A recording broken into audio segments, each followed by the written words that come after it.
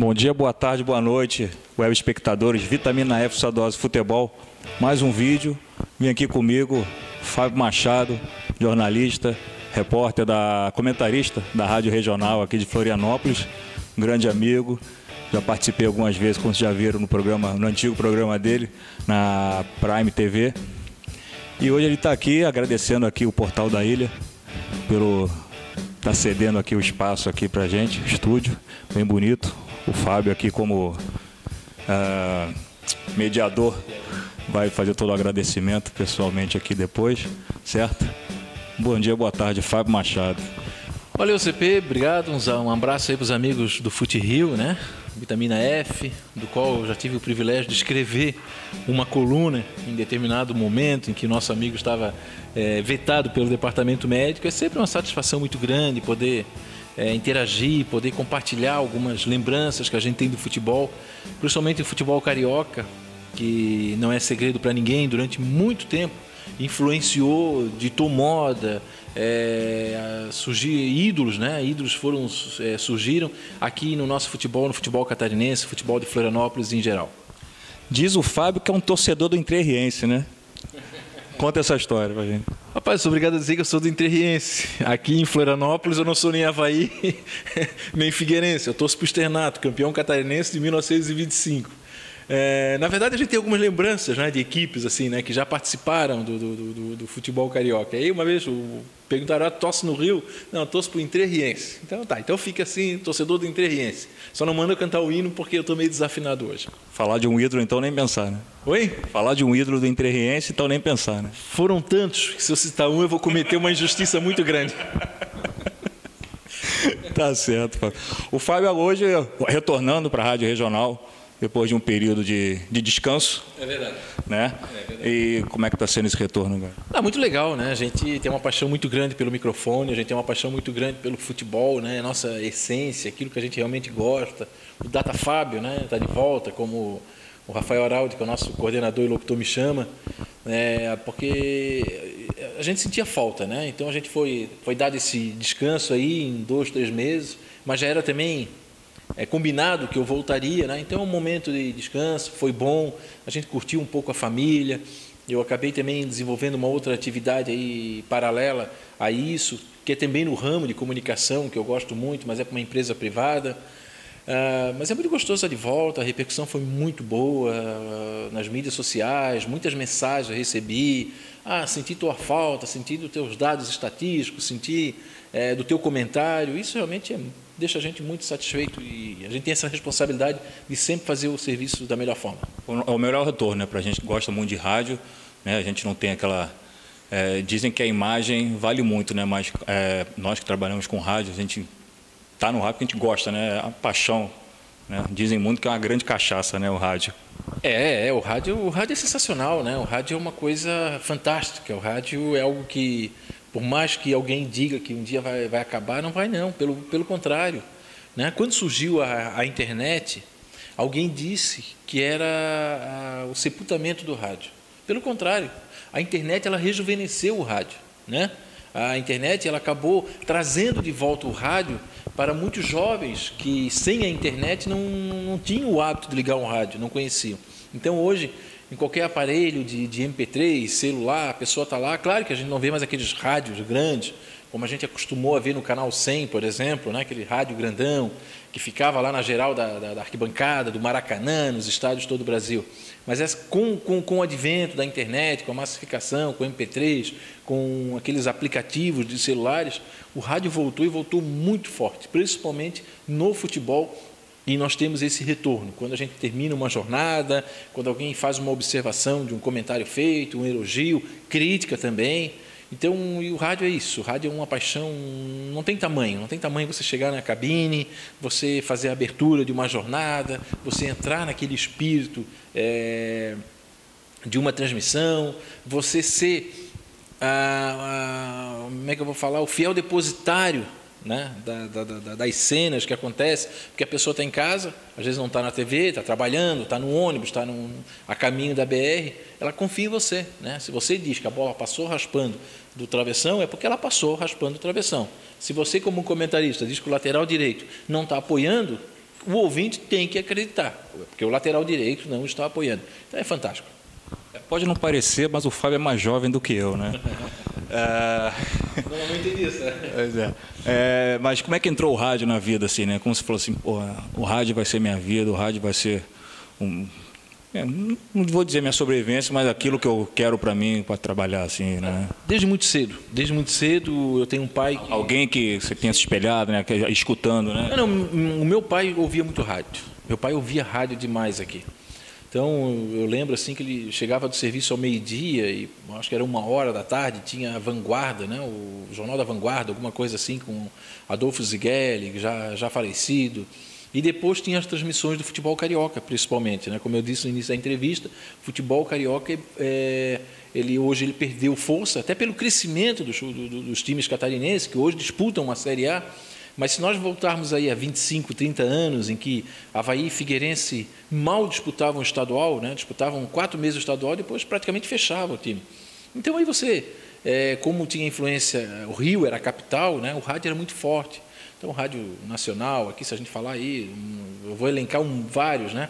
Então o rádio é muito cedo, assim, muito cedo, de madrugada, meu pai ouvindo as transmissões de jogos de Flamengo, jogos do Vasco, Fluminense, América muito forte, na época, América de Edu ainda muito forte, o Bangu, né? O Bangu vice-campeão ainda brasileiro em 85, o Bangu muito forte nos anos 70, Bangu de Marinho.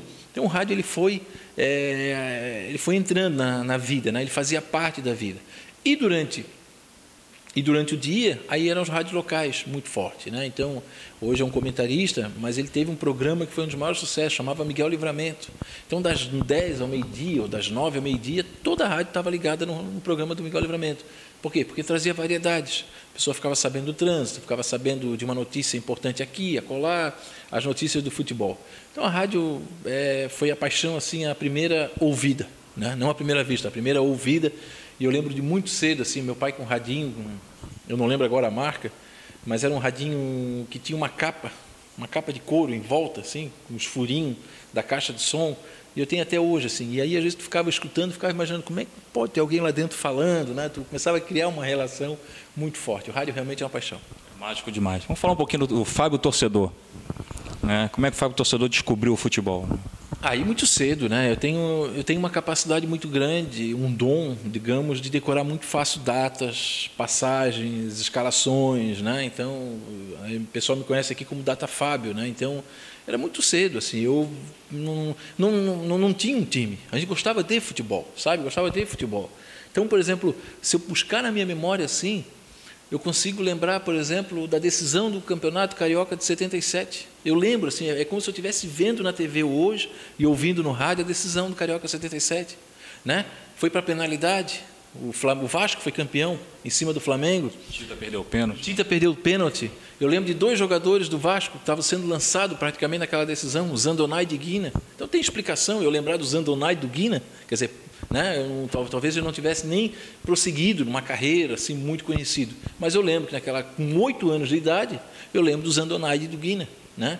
Então eu lembro de 78, a final entre Palmeiras e Guarani. Então, assim, se eu pegar 76, o Internacional, aquela decisão no Beira-Rio, que teve aquela falta em cima do Corinthians, né, que a bola bateu no Valdomiro, que a bola bateu, entrou, não entrou, e a bola acabou entrando. Então, assim, não tem. O futebol, você até pode torcer para um time, é óbvio que você vai torcer para um time, você tem ali a sua paixão, mas quando você gosta do futebol, você gosta do futebol, né? Você gosta do futebol. Você está andando de carro, se tiver uma quadra ali batendo a bola, se tu por acaso parar na sinaleira, tu vai olhar o lance até o final. E tu vai torcer ainda. E tu vai torcer por um time de um lado do outro, né? Então, assim, essa capacidade que eu tive de datas, assim, de lembrar, eu lembro da conquista do Corinthians em 77, por exemplo, né?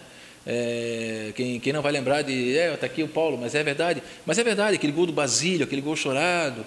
Aí depois disseram que a final foi vendida porque o Rui Rei cavou uma expulsão no jogo antes e depois o Rui Rei foi para o próprio Corinthians. Então o futebol tem essas coisas bonitas.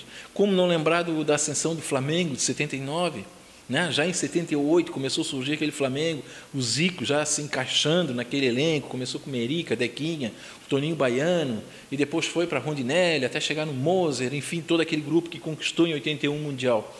Então, o próprio Internacional, que eu já falei, o próprio Grêmio nos anos 95, 96, com o Felipão, então, o São Paulo no início dos anos 90. Então, assim, foram coisas marcantes.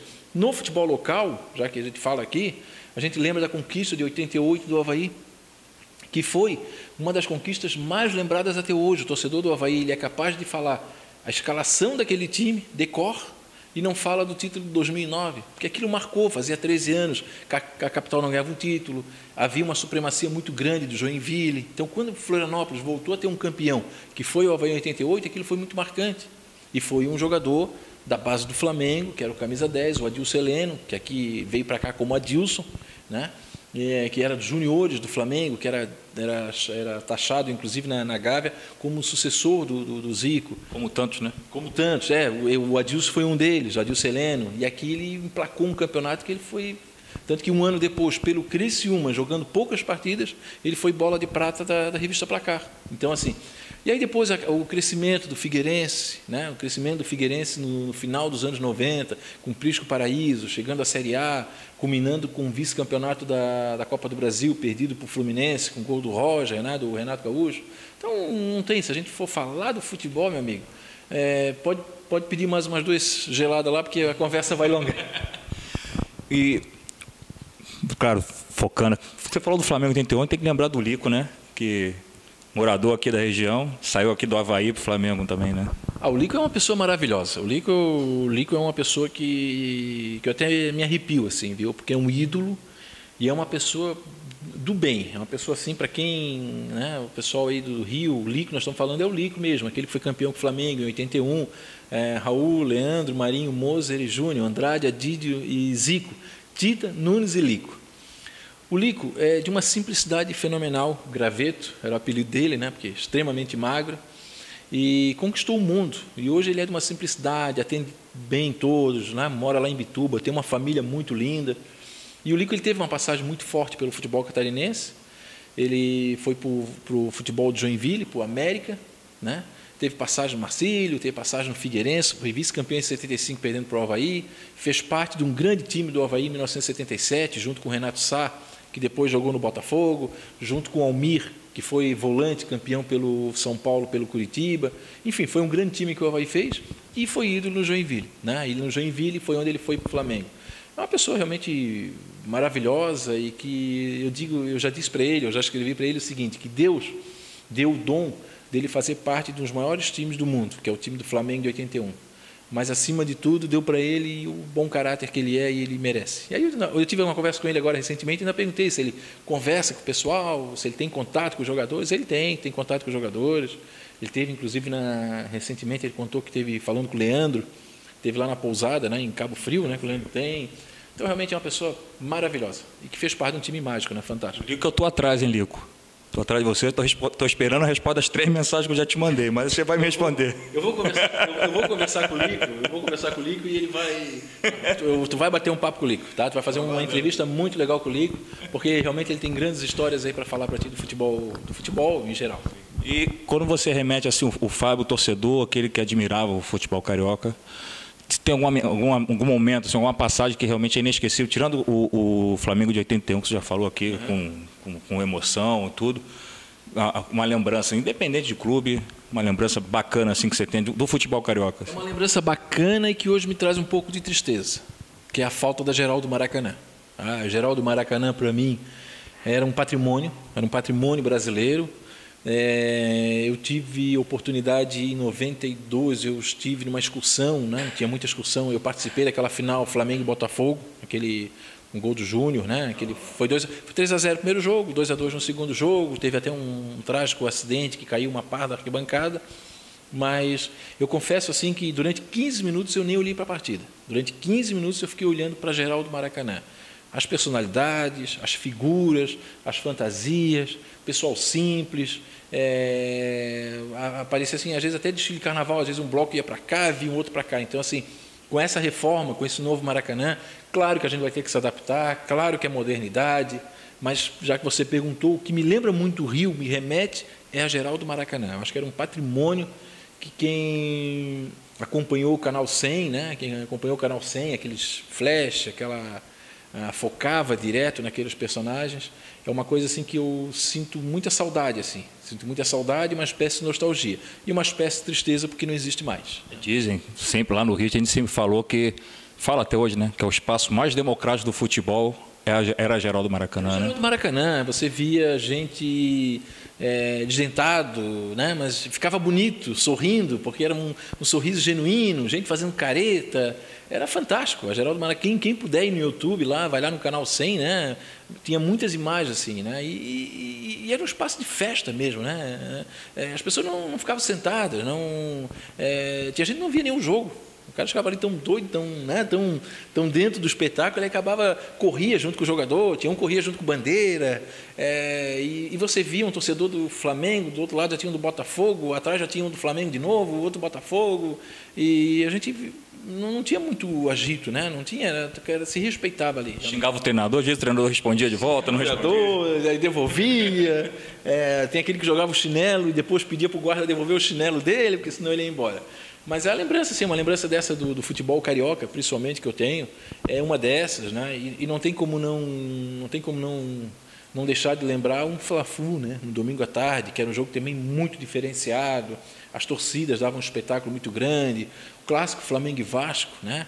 O clássico dos milhões, né? Que era um clássico Flamengo e Vasco, quando de um lado você tinha um Roberto Dinamite, do outro você tinha um Zico, e que quando sabia que eles iam fazer o gol, eles não iam vibrar na torcida adversária, não havia provocação, ia cada um para o seu lado, para a sua torcida, não tinha dancinha, não tinha nada. O Zico fazia um gol, como o próprio Zico já falou, ele corria para a torcida dele. O Roberto Dinamite corria para a torcida dele, não havia uma provocação barata e gratuita que pudesse gerar depois ali briga, né, no metrô, no caminho, né? E o Botafogo também, a gente tem uma lembrança muito forte do Botafogo, eu já não tenho tão vívido, porque apesar de eu ser, diz que eu sou mais velho que tu, não, tu é mais velho que eu, que é a questão do Garrincha, né?